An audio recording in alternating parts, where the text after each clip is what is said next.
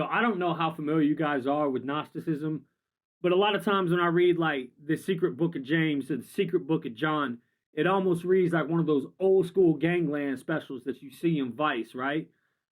Gnostics were really out there looking like, When you first hit the scene, we had the whole Alexandria on lock. You know what I'm talking about? We had all the secret teachings. The secret book of James, John's joint, that one from Maru of Magdala, Judas's piece. And since we was in good with Plotinus and them Kemetic philosophers, we had that brand new boy, the Gospel of Peace, direct from Yehoshua's family up in Qumran. The proto-evangelical boys was out there starving, man, trying to make it all peddling crumbs for the parables. But they was all kingdom and no keys. Our Syriac connect was too strong, though.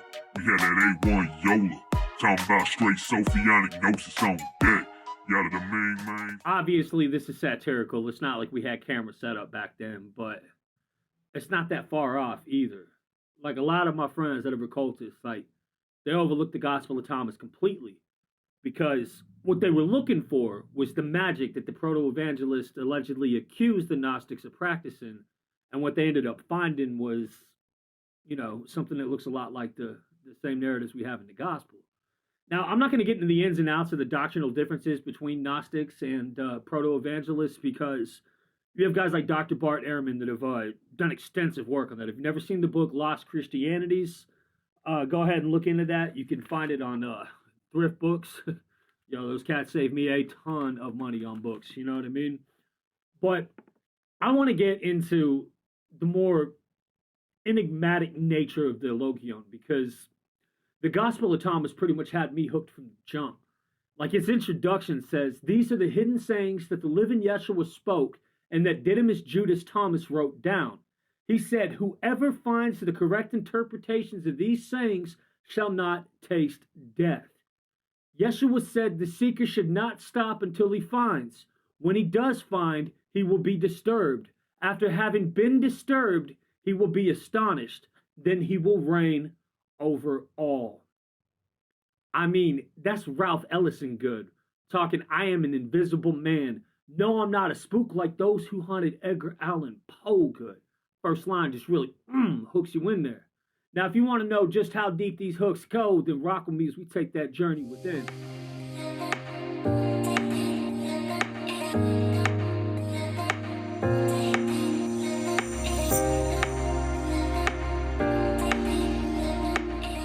What up, though? It's your boy Justin. Welcome back to the Mystical Mind State.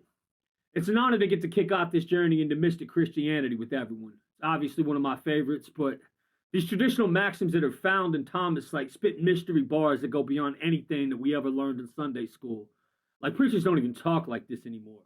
Even the author itself seems to be shrouded in enigma. He goes by the name Didymus, which means twin, but that doesn't really give us much to go on. We're supposed to think Yeshua had a twin brother? Does it imply Thomas was double-minded? Is twin just a nickname like the homies in the projects? What up, Duchesne?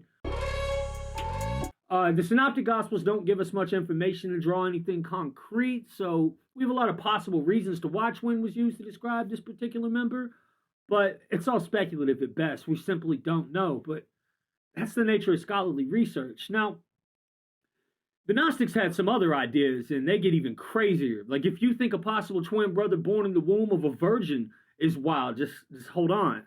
Some say Thomas was the Holy Spirit and that Yeshua was the Logos, and that they manifested in the flesh at the same time to show the dualism, right?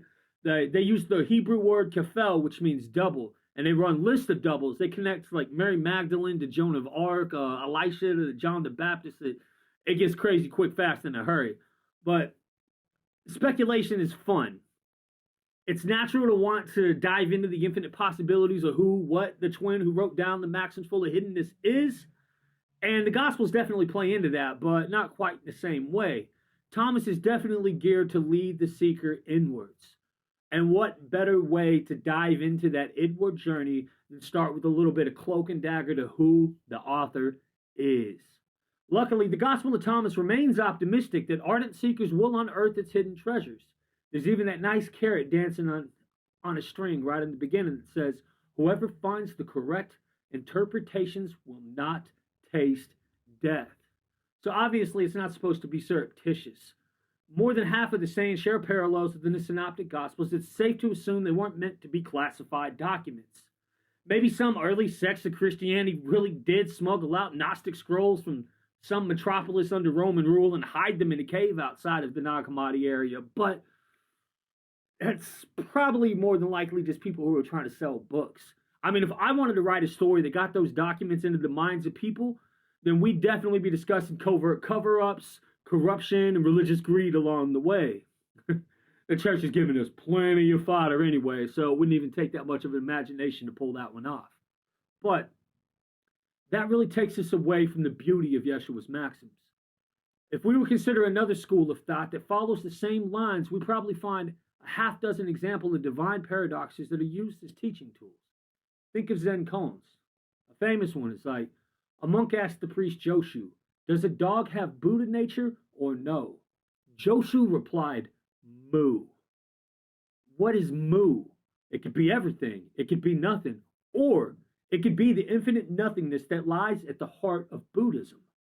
Kind of like the Ein Sof of the Hebrew tradition that refers to God's infinite light from before the beginning of the creative process we step into in Genesis.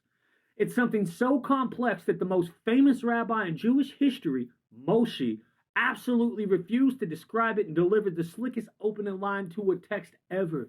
Bereshit bara Elohim. In a beginning, created he. Who? God did. But there's a plurality that plays into the singularity with the Elohim, and it just, rabbinical scholars are still struggling with that joint. But that's exactly what these sorts of koans are designed to do. They're intellectual exercises that exhaust any mind who tries to answer their riddles, and then they deliver this hidden message, this hidden wisdom that we just can't teach. We can't speak of it in any concrete terms that everyone instantly agrees on.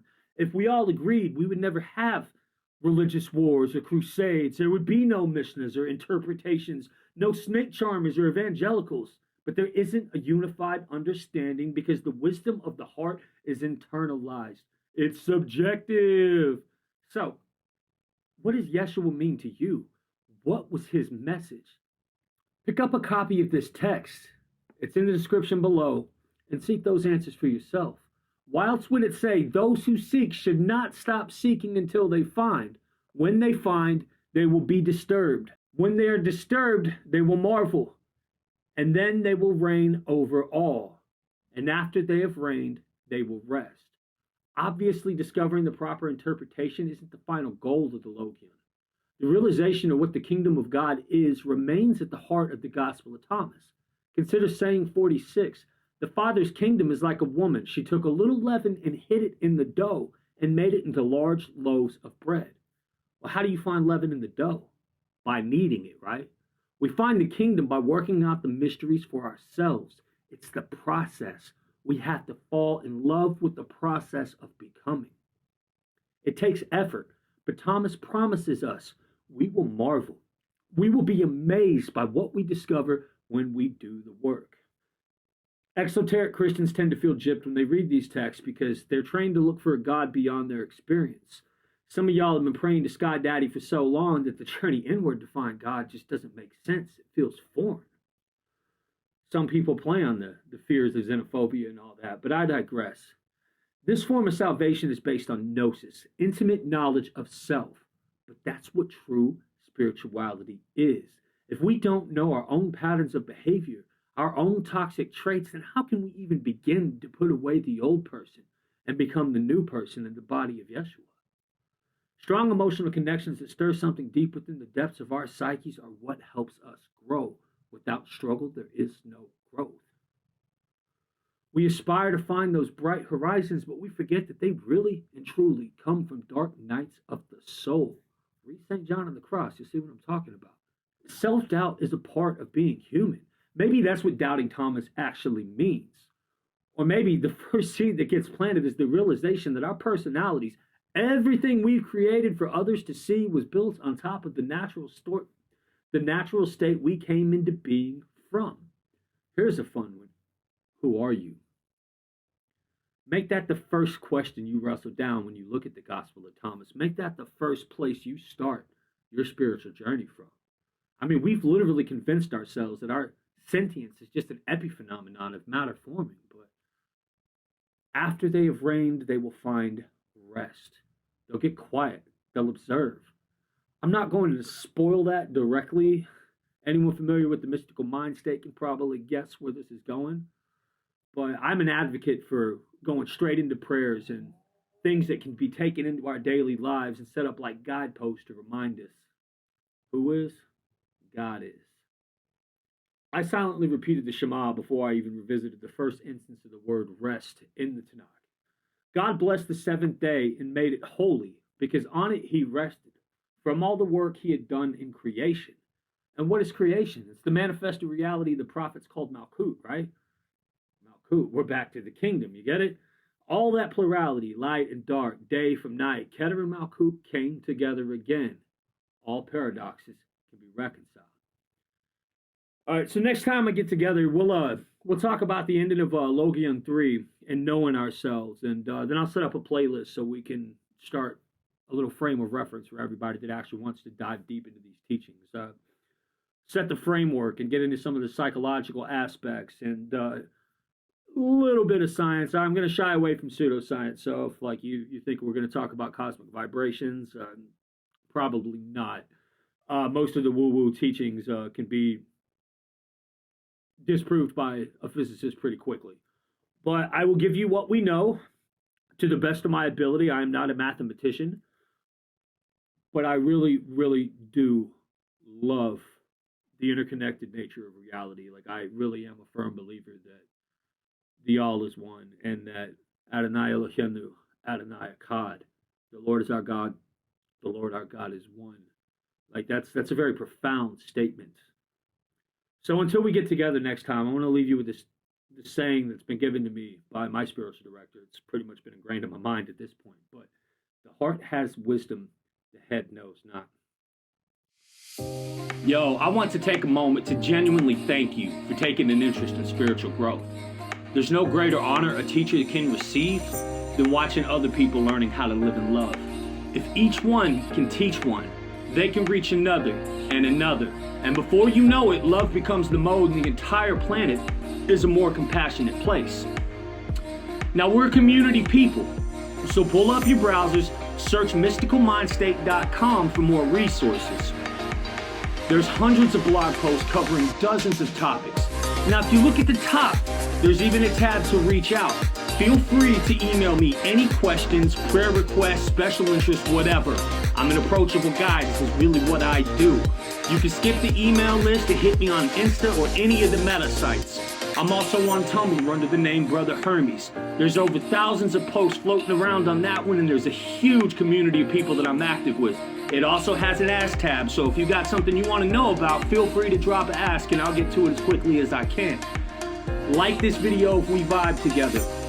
Feel free to subscribe and jump in and follow the movement.